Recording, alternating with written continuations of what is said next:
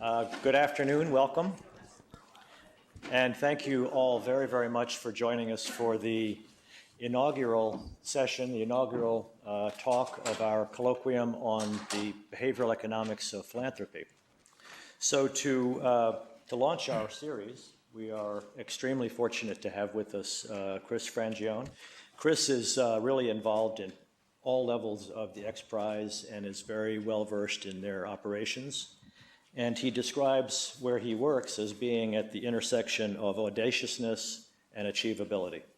Today I'm going to talk to you about the PRIZE model in general, and then also tie it into how it's a new model of philanthropy. We believe you can use prizes to solve many of these major problems that are facing humanity. So we've awarded over $30 million in prizes ranging from space to highly fuel-efficient vehicles to oil cleanup. On the philanthropic side, we're seeing a new crop of philanthropy coming into this because it's very different than traditional grants or contracts. It's a very different way of thinking it. We really see two sets of clients. One of our clients is the person that gives us the money to launch the thing, right?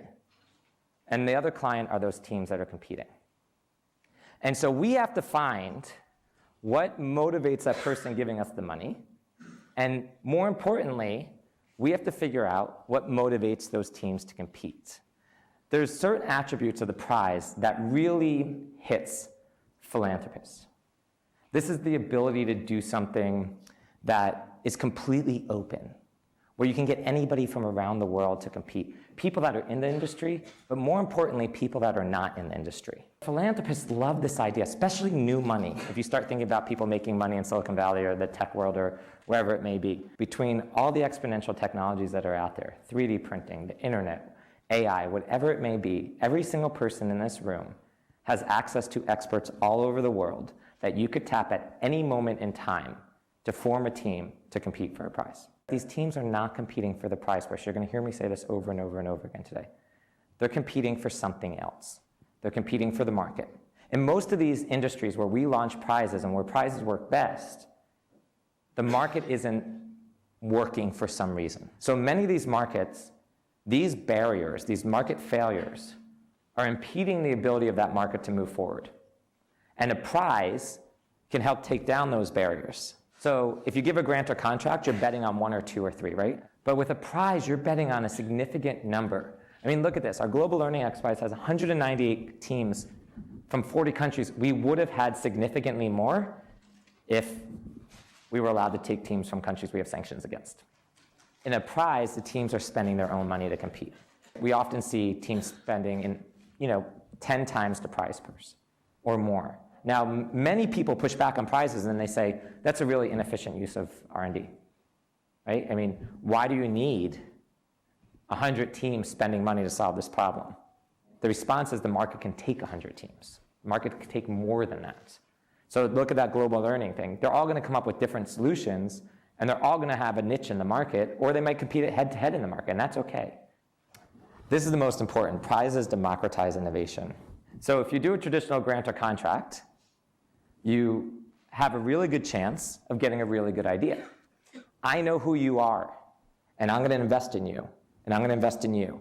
And you don't want to let me down because you know I might invest in you again in the future, so you're going to do a good job. But are you going to take that crazy risk that's going to give you a breakthrough? No. So a prize, still you have a very good chance of getting a good idea, but you have a much better chance of getting a really good idea and a much better chance of getting a really, really bad idea. But that's totally okay, because instead of betting on one or two or three teams under that blue line, you might be betting under 100 teams under that orange line. You get all this while only paying for a successful outcome. Great. The teams pay their own way. Teams take all the risk. That is fantastic. So we try to keep that barrier to entry really low at the beginning, right? So pretty much anybody can compete. And then there's some down selects, or there's something that happens and all of a sudden it gets harder. And then it gets harder, and then it gets harder. And at each of these points, we give milestone prizes to some number of teams. Not enough for them to drop out of the competition, but enough for them to fund themselves going forward. We also spend a lot of money educating teams on how to raise capital. We all know that the best innovators aren't the best business people. So our job is to almost act like an incubator. and make sure all those teams that go through our competition can make it out to the marketplace. Prizes absolutely don't work when it's like something where the market is going to be small at the end of the day. Basic research, absolutely much better for a grant. Basic scientific research, don't ever think about a prize. Good prizes are built on a very important solid foundation. You need to address a market failure. When you go to the doctors, you want them to cure your disease and not your symptoms. If you don't actually figure out what is hindering that market, you're going to fail. You need to define the problem, not a solution. This is really hard for people, and grants often define a solution. We just say, you need to do A, B, and C. As long as you do A, B, and C, and not D, E, and F, because that's really bad, you win. Sure, it might have to fit in this box, but we don't care. Just do it. You have to have an audacious but achievable target. It has to be inspiring to people. But they also have to know if they try to win it, they have a chance. Otherwise, they're going to look at it and be like, thanks, I got other things to do. Right? You need to have a clear measure of success. The teams need to know if I do A, B, and C, I win. They're spending significant amounts of money. And if all of a sudden it's money, they go, not interested. You want to be able to tell great stories. You want to make sure there's a follow-on market, even if you have to build it. It's really important. Otherwise, there's not as much incentive for them. And then it has to be rewarding and simple for the teams to compete and us to operate.